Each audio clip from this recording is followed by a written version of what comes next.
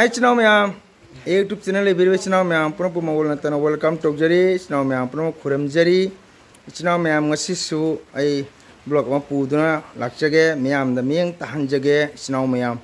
aduna ai channel sibu yang biriba channel ma'am na ai channel sibu nung sibiduna like share subscribe gar to view ado channel ma'am ngasi sinong yam na chui adu gadi ising hu chawre ising chaw bose ai khi di kharai jangal konthong ising jawre ine kharom dasu ising changpa haure chinaw mayam adubu kari haini ising chawbunina kari haini kanada su taina pham leite akhogi haijaga da babu isorda natana upa leitre adubu jamna nungai taba thaudongni handak ising ichawasi manipura ising yam chawre masi jam nungai te isorda thawni jari mapugi phamda jana penda bai khogi ko manipur Sanare papu kon biriba Sri Sri Bijoy Govinda ising changba ure masi jam nungai te isora si kari phim da lerang go ba haibada jamna wai aduna Sri Bijoy Govinda magdik magun leraba isroni Sri Raja Sri Bhaiga Chanda Maharaj ki hatak tagi Sri Bungo Govinda na mangla na lakpidana kaina chingda thewung pambi na huragini haidana Sri Bhaiga Chanda Maharaj na pubire harga dumur ba thebong kaina chingi thebong pambi dana Sri Govinda ni repon togi bani adumur ba Sri Govinda dubu ngasidi ising thumdana ising change mase jam nungai te adubu Govinda gi choronda aikoina hananna khoramjari imu mahaki lilani ibu mahana udaba leite sangsara sida ko Govinda mahaki lilani aduna isora ne changjaga da baibu singge thunna mayeng tadna lebak parja manai masana khoibu awana kokna ba loila lunena aikoina leiriba sambadaya si akoina chaba thakpa niti niyom kitang chumna chasi chahaidaba chinjak chataba aikoina chahaidaba chinjak charaga isor thagon changba Govinda seva changba masi jamna apradhani maram maduna kali haiba juksigade hari sankirtana maha jaigani hari sankirtan na lana phamne haibirami adubu sankirtan nasi jamna laithokpa mai tawri maram maduna khoi sankirtan jokhataba jade aduna chinaw mayam ngasi asi nong chubanina ai Radha Krishna hari mantapta leijari ado ai numit nini numajing ani sure class logjabase ado ngrang chakhiba tang kunthraga mathoi sisu ai class chachai ado nongching chubanina pungjaiba saisakpa oja singdi yaudre aina sum isai nongmayu aina sum angang singdo tambiri isinaw mayam maram maduna kasar yam damdale biriba isinaw sing ai matam punamakta ai haijabani lakhipu online desu ai hapsabani kasar diary desu aina hapsabani mayamna miyeng tabiu aduga angang sing jarima khadi thokpirau cha sing thokpirau na sankitan jokasi lairiksu tamhangani pung saisu tawdaba jate akogi inatni mijati yam kana honari Manipuri Vishnupya Bengali punamna makhoi kana honari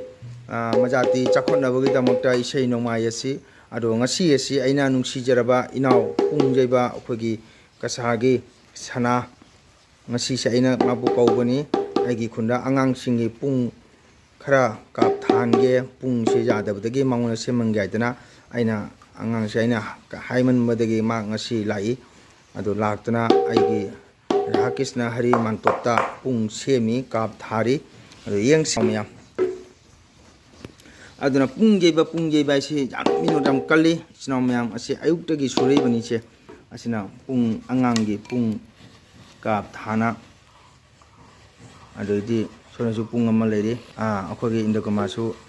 lai mangna sanana mathon lakpa tallena masu puna lakna ado masu pung tambani kasagi pungjaiba ming panjarabada akhoi oja Joy Chandra asara labuk maki sebongni sanana mathonda lakpa tallena porpani hoji pung asi kap thari nong su chui ondo nong churagadi nungsa sadagadi pung asi sema jamna wai hai ado ma aina nang haiba hitaba lakta de angang singsigi pung se jadre aidana ado hoji kap thana pung ahumni amadi manipuri porpani asana ka sadagini ado hoji ko sana siga leire sana ado ko sanana sembiri jamna thawai jauna mayam babu nungsibidana laktana ma nungsadu sadana maida khara jaidana aji kap se taktana se sini pungi kap semi mana sonana chak leire asini moi pungi asimi kai ko ba ꯀꯥꯞ ꯊꯥꯕꯒꯤ ꯄꯣꯠꯁꯛꯁꯤꯒ ꯂꯩꯔꯦ ꯑꯁꯣꯝꯗꯁꯨ ꯄꯨꯈꯝꯗꯁꯨ ꯂꯩꯔꯤ ꯑꯗꯨꯅ ꯑꯩꯈꯣꯏꯒꯤ ꯅꯠ ꯁꯪꯀ꯭ꯔꯤꯇꯟ ꯅꯠ ꯁꯪꯀ꯭ꯔꯤꯇꯟ ꯁꯛ ꯁꯣꯟꯕ ꯑꯩꯈꯣꯏ ꯑꯁꯤ ꯌꯥꯝꯅ ꯊꯕꯛ ꯀꯜꯂꯤ ꯑꯋꯥ ꯅꯨꯡꯉꯥꯏꯅꯤ ꯀꯣ ꯑꯗꯨꯅ ꯀꯥꯞ ꯊꯥꯕꯁꯤ ꯌꯦꯡꯉꯨꯁꯤ ꯀꯥꯞ ꯊꯥꯔꯤ ꯁꯤ ꯄꯨꯡꯁꯤꯅ ꯑꯩꯈꯣꯏ ꯈꯨꯟꯒꯤ ꯑꯉꯥꯡ ꯑꯃ ꯄꯨꯡ ꯌꯥꯝ ꯊꯋꯥꯏ ꯌꯥꯎꯖꯕ ꯑꯗꯣ ꯑꯩꯅ ꯅꯍꯥꯟ ꯂꯧꯖꯔꯨꯕꯅꯤ ꯁꯤꯜꯕꯥꯗꯒꯤ ꯄꯨꯡ ꯑꯁꯤ 5,000 ꯄꯤꯅ ꯂꯧꯖꯔꯛꯄꯅꯤ ꯄꯨꯡ ꯑꯃꯗꯤ ꯀꯁꯥꯔ ꯎꯙꯥꯕꯣꯟꯗ ꯊꯥꯈ꯭ꯔꯦ ꯃꯔꯤ ꯇꯤꯡꯕꯒ ꯀꯥꯞ ꯊꯥꯕꯒꯗ ꯑꯗꯣ ꯃꯈꯣꯏ ꯂꯨꯄꯥ 4,000 ꯔꯣꯝ ꯍꯥꯏꯔꯛꯏ ꯑꯗꯣ 3,500 ꯑꯣꯏꯅ ꯁꯨꯝ ꯁꯤꯟꯖꯔꯝꯃꯦ ꯑꯗꯣ ꯑꯇꯩꯁꯨ ꯄꯨꯡ ꯂꯧꯒꯗꯕ ꯑꯉꯥꯡꯁꯤꯡ ꯈꯔꯁꯨ ꯂꯩꯔꯤ ꯑꯗꯣ ꯍꯟꯗꯛꯀꯤ ꯅꯣꯡ ꯆꯤꯡ ꯑꯁꯤꯅ ꯃꯅꯤꯄꯨꯔꯗ ꯆꯠꯊꯣꯛ ꯆꯠꯁꯤꯟꯁꯦ ꯈꯤꯇꯪ ꯅꯨꯡꯉꯥꯏꯇꯦ ꯑꯗꯨꯕꯨ ꯊꯥꯔꯛꯀꯅꯤꯗꯤ ꯍꯥꯏꯔꯤ ꯑꯗꯣ ꯄꯨꯡꯗꯣ ꯁꯦꯝꯒꯅꯤ ꯑꯗꯨꯅ ꯏꯆꯤꯟ ꯏꯅꯥꯎ ꯃꯌꯥꯝ ꯑꯩꯅ ꯍꯥꯏꯖꯅꯤꯡꯕꯗꯤ ꯑꯩ ꯃꯇꯝ ꯄꯨꯝꯅꯃꯛꯇ ꯍꯥꯏꯖꯕꯅꯤꯀꯣ ꯑꯩꯈꯣꯏꯒꯤ ꯄꯨꯡ ꯏꯁꯩ ꯌꯥꯝꯅ ꯐꯖꯔꯕ ꯌꯥꯝꯅ ꯅꯤꯡꯊꯤꯔꯕ ꯄꯨꯡ ꯏꯁꯩ ꯑꯁꯤ ꯑꯩꯈꯣꯏꯒꯤ ꯃꯩꯇꯩ ꯑꯩꯈꯣꯏꯒꯤ ꯀꯜꯆꯔ ꯋꯥꯔꯜ ꯑꯃꯁꯛ ꯈꯪꯉꯤꯕ ꯐꯖꯈ꯭ꯔꯕ ꯐꯤꯖꯦꯠ ꯆꯥꯛꯆꯦꯠ ꯉꯁꯤ ꯄꯨꯡ ꯌꯩꯕ ꯏꯁꯩ ꯁꯛꯄ ꯑꯉꯥꯡ ꯑꯣꯏꯔꯕꯁꯨ ꯑꯍꯜ ꯑꯣꯏꯔꯕꯁꯨ ꯑꯥꯔꯖ ꯑꯣꯏꯕ ꯑꯍꯟ ꯀꯌꯥꯅꯁꯨ ꯑꯩꯈꯣꯏꯕꯨ ꯎꯕꯗ ꯈꯣꯏꯔꯝꯅꯔꯤ ꯏꯁꯩ ꯁꯛꯄ ꯏꯕꯨꯡꯉꯣ ꯄꯨꯡ ꯌꯩꯕ ꯑꯣꯖꯥꯕꯨ ꯍꯥꯏꯕꯁꯤ ꯌꯥꯝꯅ ꯂꯨꯔꯕ ꯑꯣꯖꯥ ꯏꯕꯨꯡꯉꯣ ꯄꯨꯡ ꯌꯩꯕ ꯑꯣꯖꯥ ꯏꯁꯩ ꯁꯛꯄ ꯑꯣꯖꯥꯒ ꯍꯥꯏꯔꯤꯕꯁꯤ ꯍꯦꯛꯇ ꯄꯨꯡꯀꯧ ꯀꯧꯕ ꯌꯥꯕ ꯅꯠꯇꯦ ꯃꯁꯤ ꯑꯩꯈꯣꯏꯗ ꯀꯧꯕ ꯅꯠꯇꯦ ꯑꯩꯒꯤ ꯅꯥꯝꯒꯤ ꯃꯒꯨꯟ ꯃꯗꯨꯗ ꯃꯤꯌꯥꯝꯅ ꯑꯩꯈꯣꯏꯕꯨ ꯏꯖꯠ ꯇꯧꯕꯅꯤ ꯄꯨꯡ ꯌꯩꯕ ꯏꯁꯩ ꯁꯛꯄ ꯑꯩꯈꯣꯏꯁꯤ ꯐꯤꯖꯦꯠ ꯆꯥꯛꯆꯦꯠ ꯅꯥꯟꯕ ꯃꯊꯧ ꯇꯥꯏ ꯁꯝ ꯅꯥ ꯁꯥꯡꯕ ꯌꯥꯗꯦ ꯁꯝ ꯅꯥ ꯀꯛꯀꯅꯤ ꯈꯨꯖꯤꯟ ꯈꯨꯌꯥ ꯀꯛꯀꯅꯤ ꯐꯤꯖꯦꯠ ꯇꯔꯨ ꯇꯔꯨꯅ ꯁꯦꯠꯄ ꯐꯤꯖꯦꯠ ꯍꯥꯏꯕꯁꯤꯅ ꯃꯤꯌꯥꯝꯒꯤ ꯌꯥꯝꯅ ꯐꯖꯅꯤꯡꯉꯥꯏ ꯑꯣꯏꯔꯕ ꯑꯗꯨꯅ ꯃꯤꯖꯥꯇꯤꯅ ꯍꯥꯏꯅꯩ ꯃꯩꯇꯩꯃꯨꯛ ꯐꯖꯕ ꯐꯤꯖꯦꯠ ꯆꯥꯛꯆꯦꯠꯁꯦ ꯃꯩꯇꯩꯅ ꯇꯣꯞ ꯇꯣꯞꯄꯅꯤ ꯍꯥꯏꯗꯅ ꯃꯤꯖꯥꯇꯤꯅ ꯍꯥꯏꯅꯩ ꯑꯗꯨꯅ ꯑꯩꯈꯣꯏꯒꯤ ꯂꯩꯔꯤꯕ ꯀꯥꯛꯃꯔꯥ ꯍꯥꯏꯕ ꯈꯨꯟꯁꯤꯒꯤ ꯍꯦꯛ ꯆꯪꯗ꯭ꯔꯤꯉꯩ ꯃꯃꯥꯡꯗ ꯃꯩꯇꯩ ꯄꯥꯡꯒꯟ ꯈꯔ ꯇꯥꯏ ꯃꯩꯇꯩ ꯄꯥꯡꯒꯟꯁꯤꯗ ꯑꯍꯜ ꯑꯃ ꯂꯩꯔꯝꯃꯤ ꯑꯍꯟꯁꯤꯒꯤ ꯃꯅꯤꯡꯅ ꯃꯥꯒꯤ ꯃꯤꯅꯥꯏ ꯍꯥꯏꯅ ꯀꯧꯔꯤ ꯄꯥꯡꯒꯟꯅꯤ ꯃꯩꯇꯩ ꯄꯥꯡꯒꯟ ꯑꯗꯣ ꯃꯣꯏꯅ ꯅꯣꯡꯃ ꯋꯥꯔꯤ ꯁꯨꯅꯩ ꯃꯣꯏꯅ ꯍꯥꯏ ꯖꯥꯠ ꯄꯨꯝꯅꯃꯛꯇ ꯃꯥꯅ ꯍꯥꯏ ꯆꯥꯕꯗ ꯌꯥꯝ ꯆꯣꯞꯄ ꯆꯥꯔꯝꯗ ꯊꯝꯅ ꯂꯥꯎꯅꯕ ꯍꯣꯏ ꯂꯥꯎꯅꯕꯁꯦ ꯃꯣꯏ ꯄꯥꯡꯒꯟꯅꯤ ꯍꯥꯏꯌꯦ ꯑꯗꯨꯗꯒꯤꯗꯤ ꯆꯥꯕꯗ ꯊꯛꯄꯗ ꯅꯥꯟꯕ ꯐꯖꯕꯁꯤꯅ ꯃꯨꯁꯂꯤꯝꯅꯤ ꯍꯥꯏ ꯑꯗꯨꯒꯗꯤ ꯐꯤꯖꯦꯠꯇ ꯆꯥꯛꯆꯦꯠꯇ ꯁꯦꯠꯇꯣꯛꯄꯗ ꯆꯥꯊꯣꯛꯄꯗ ꯍꯦꯛ ꯌꯦꯡꯉꯨꯕꯗ ꯐꯖꯕ ꯅꯥꯟꯕ ꯂꯨꯕꯁꯤ ꯗꯨꯅꯤꯌꯥꯁꯤꯗ ꯃꯩꯇꯩꯒꯤ ꯃꯈꯥ ꯄꯣꯟꯕꯅꯤ ꯍꯥꯏꯅ ꯑꯍꯟꯗꯨꯅ ꯇꯥꯛꯄꯤꯔꯝꯃꯤ ꯃꯩꯇꯩꯒꯤ ꯐꯖꯈ꯭ꯔꯕ ꯐꯤꯖꯦꯠ ꯆꯥꯛꯆꯦꯠ ꯁꯦꯠꯇꯣꯛꯄꯗ ꯌꯦꯡꯉꯤꯉꯩ ꯄꯦꯟꯕ ꯅꯥꯏꯗꯦ ꯑꯗꯨꯛꯀꯤ ꯃꯇꯤꯛ ꯃꯩꯇꯩ ꯍꯥꯏꯁꯤꯅ ꯐꯖꯕ ꯑꯗꯩ ꯃꯥꯅꯁꯨ ꯍꯥꯏ ꯃꯩꯇꯩꯁꯤ ꯑꯇꯣꯞꯄ ꯃꯤꯖꯥꯇꯤꯒ ꯃꯥꯟꯅꯗꯦ ꯋꯥꯉꯥꯡ ꯁꯉꯥꯡ ꯕꯦꯕꯍꯥꯔ ꯅꯤꯇꯤ ꯊꯧꯒꯜ ꯃꯗꯨꯒꯗꯤ ꯙꯔꯃꯗꯁꯨ ꯃꯩꯇꯩꯅ ꯍꯦꯜꯂꯤ ꯀꯅꯥꯒꯨꯝꯕ ꯂꯩꯇꯕ ꯑꯃꯅ ꯄꯩꯁꯥ ꯑꯝꯇ ꯅꯤꯔꯁꯨ ꯃꯩꯇꯩ ꯍꯥꯏꯁꯤꯅ ꯍꯦꯛꯇ ꯄꯣꯀꯦꯠꯇꯩ ꯄꯨꯊꯣꯛꯑ ꯍꯥꯞꯄ ꯊꯃꯣꯏ ꯌꯥꯝ ꯆꯥꯎꯊꯣꯛꯄ ꯑꯆꯨꯝꯕ ꯆꯠꯄ ꯑꯐꯕ ꯇꯧꯕ ꯃꯩꯇꯩꯅ ꯍꯦꯜꯂꯤ ꯍꯥꯏꯗꯅ ꯍꯧꯖꯤꯛꯀꯤ ꯏꯄꯨ ꯂꯩꯈꯤꯗ꯭ꯔꯕ ꯑꯩꯈꯣꯏ ꯃꯩꯇꯩ ꯄꯥꯡꯒꯟ ꯏꯄꯨ ꯃꯤꯅꯥꯏꯁꯦ ꯑꯩꯈꯣꯏꯅ ꯏꯄꯨ ꯀꯧꯔꯤ ꯃꯥꯅ ꯇꯥꯛꯄꯤꯔꯝꯃꯤ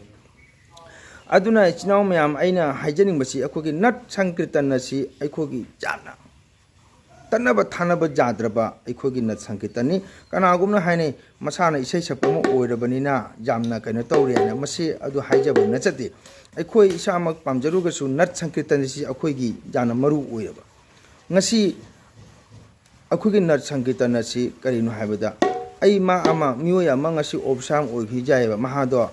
ꯀꯅꯥꯁꯨ ꯍꯤꯡꯊꯥꯅꯔꯣꯏꯕ ꯅꯠ ꯁꯪꯀꯤꯔꯇꯟ ꯁꯛꯏꯕ ꯁꯣꯜꯂꯤꯕ ꯑꯣꯖꯥꯁꯤꯡꯒꯤꯁꯤ ꯃꯩ ꯇꯥꯅ ꯋꯥꯈꯩꯗꯉꯩ ꯃꯥꯒꯤ ꯃꯤꯡꯊꯣꯟ ꯂꯩꯍꯧꯒꯗ꯭ꯔꯣꯕꯅꯤ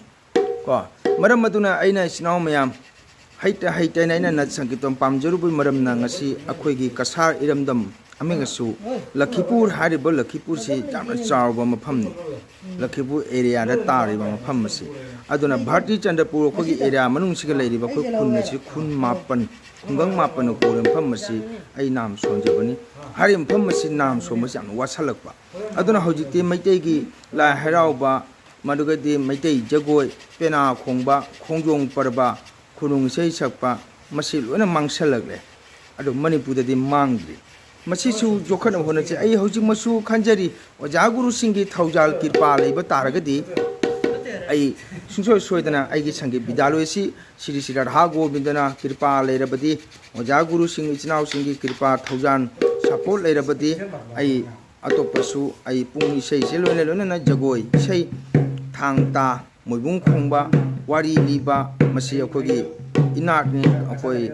kaya tara akoi se aigi channel si aini ngangi basi kanagumba na taragadi sum comment daga dum tawba su jai ka migi masai kun tanga lere kaina haiba su sum jamgra kani madubu ai waru bo leite ko madu khanba su hangode akoi se hindu ni sum haibiri hoi hindu dharma chalu bani adubu matam adugi ningthauna chalamba baika matungina koi chapani gaura sampradaya koi leba sonatana koi asi ishor haibasidi ishor amatani ko aduna aigi lairiba sangi bidaloi si ai aji haijari bedoni meyamgi mateng support thogot piba ma jawbi rapa aduen loinana aisu ate culture maitai gi mangdana ba aikoi gi moibung khongba wari liba pena khongba thang ta masi loina mangsalagle masi ko gi tanna thanaba jadraba posak matani aduna koina pung cholom toriba kori to promoje thang tagi loina matiga loi jawri ko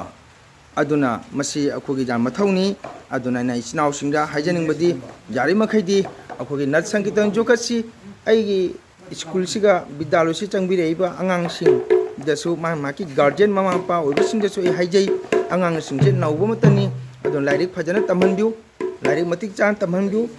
ko tuition matik matam chan chalanbiu tuition halaga midang chak to matung hang piri bai sai do ngasi line manga sig line pha han biba angang sing dubu sana basu matam ngatang piba ko matam manghan da ba matam mai basi jana lui matam manghan ba che akhogi amang bani ko akhoi di khangge akhoi na mobile sum ujabada japanese kangu di matam manghan di hai aduna akhoi na icha sing ngasi akhoi na ko nar ohenge doctor ohenge ukil ohenge hekta ja ponte icha sing du angang asi du gi magi apamba ko angang asi ne kari pami ai gi icha sine kari pami kanagumna pung pami kanagumna misti pami kanagumna ma gari mechanics pami kanagumna maki apamba do masiga akhoi na inba machang hoi pasha paiba aduna icha doctor ohengi bajai adu mangonda kharati awabam lakani ngasai mana pamdaba thabak ni aduna simbam haibasi mai magi apamba le adubu kanagumna haine oja guru singna migi popoda jarok tabato hita ja ponte pitnarak pa hoi tumi adubu tabang pan mi bana hona daba ngamdaba kana sunete ngasi pailo airport a khoi plane flight thauri kangu sing sisu mama popde jarok ponte tammaga kholaga larik tammaga madugani flight thoriba akoina jari pung asisu akoi popode jarok ponte akoina khara honaraga tammaga nainaraga masika loina hairakpa matani jongkhamda phi sariba singsisu heta hai pontieba tammaga kholaga karamaina phi haugodabno karamaina suna khanga karamaina pangade hungodabno suna chi karamaina kotgadabno haibasi tammaga ni loina hairibase isinaw maya aduna aina aroibada haijaningbadi kasar manung chan leiriba aikhoki Lakhipur area Bharti Chandrapur khungang mapan sida isai chapa pungjeba leite aduna isamak sirba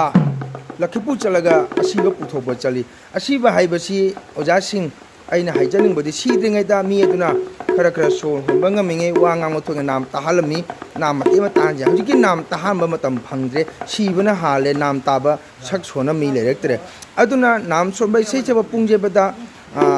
ma jai jade khaibi ganu nam sonba pungjeba sei chapa brahmon haibasidi sama seba tamga thorokpani isogi thawol phange changjarpani isogi thawol changjarpa mioi sing adudi ma haibase thibiganu mase kasalam dadi khara asum mase tobiganu aduna ichnaw sing sibidana oja guru singna iche chen yamba sing sina haugoleiba angang sing sibu pubirau aigi ka naiba khungang asida lakpira haraga aigi Chande Sharma Manipuri Sangeet Bidaloi kasa hari bampham asiga emission lobiu ai emission lojari ichnaw mayam hojisu matam yam leiri ai class haujaba taragasu ai emission lobo lepri mayamna emission tawbi angang singtantana haukogi chahi jum mayai orpa chahi kunmanga kuntha surukpa loilona exmen thabakte kotha bidaba oja sing yamba singsu lakpiu aduga aigi Sangeet Bidaloi se mapung phan biu aduga mayamna support tawbiu haidana Chandam Mangal Singa isai sakpana mayang phamda mulukna nungsingjari nungna khoramjari amuka hanasu mayang phamda khoramjari ichnaw maya